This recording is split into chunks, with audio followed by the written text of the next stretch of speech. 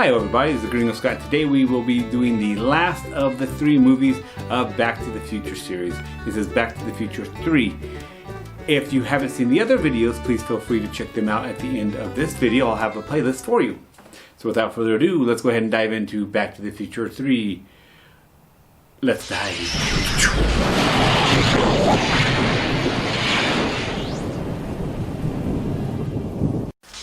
My memories of Back to the Future 3. I remember as a kid, so this one is the one that was really crazy. This one and the second one were being made pretty much at the same time. They're like 6 months apart in their release dates. So while they made 2, while 2 was out, it's a 4-year period with 1, then 2 came out after that, and then 3 was coming out some point later, like 6 months later. So it was really crazy. That wasn't common back then for that to happen with movies. It blew our minds. Blew it!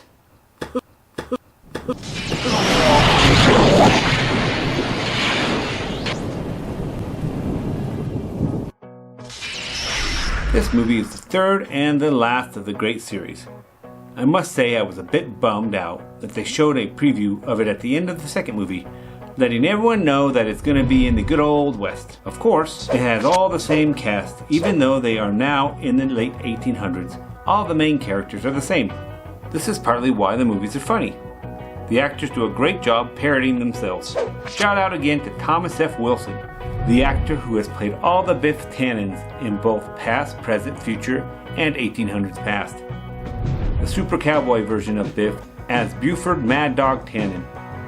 I honestly forgot that he was the same actor that played all the other Biffs. Oh, heads up guys, don't call him Mad Dog Tannen to his face, because this will happen. I hate that name. I hate it. You hear? Nobody calls me Mad Dog. Dad! Come on, run!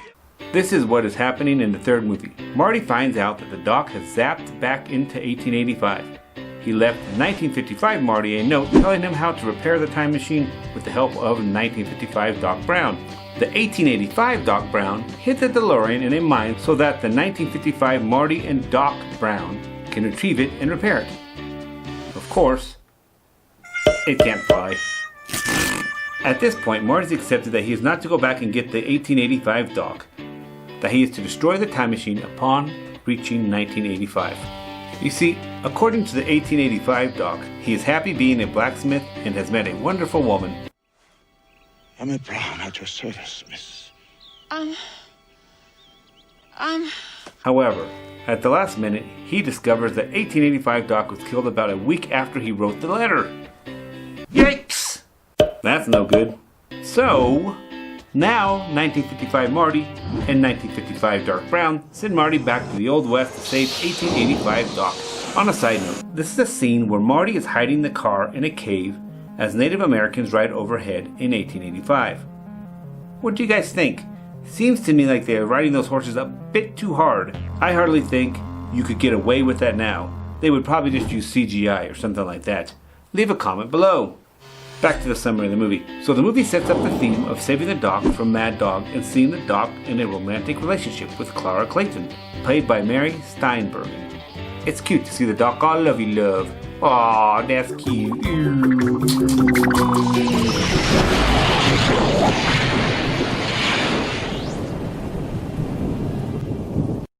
So what's the lesson we can learn from this movie? I think this is a lesson that's popped up through all 3 theme with Marty. He cannot, if you call him chicken, he's gonna do it. He's gonna challenge. And it's what I'm gonna challenge, bro. Inevitably in his future problems. It causes him problems in the past. It causes him problems in this movie. His inability to turn down from a challenge, if you call him chicken, is a lesson that we can all learn. Sure, according to Kenny Rogers, sometimes you do have to fight to be a man. Absolutely true. Not some super flowers and bunnies all the time. No, there's sometimes you do have to fight when you're a man or when you're a woman. Sometimes you're going to have to fight, whether that's physically or metaphorically or whatever. Sometimes you got to do that. But a lot of times, you have to ask yourself, are you going to make something a molehill out of a mountain, make a big deal, and make a huge mess just so you walk away with it?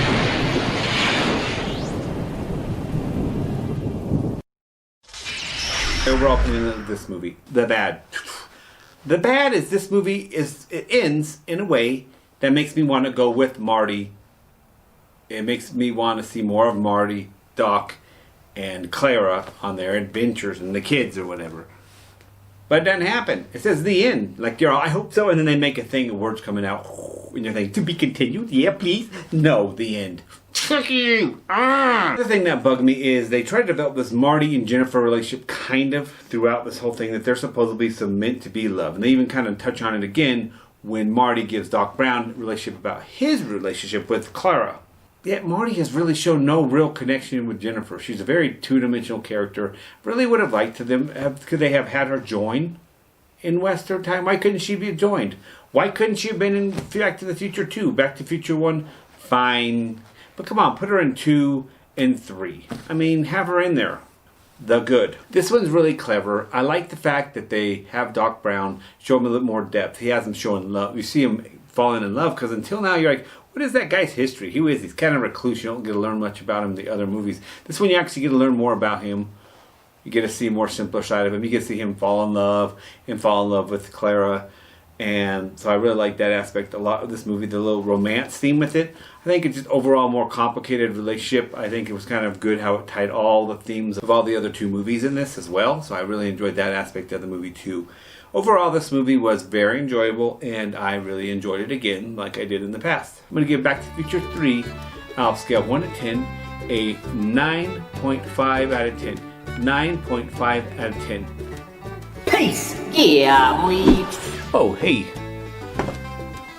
Hi, audience member. How you doing? You're still here, huh? Cool, cool, cool.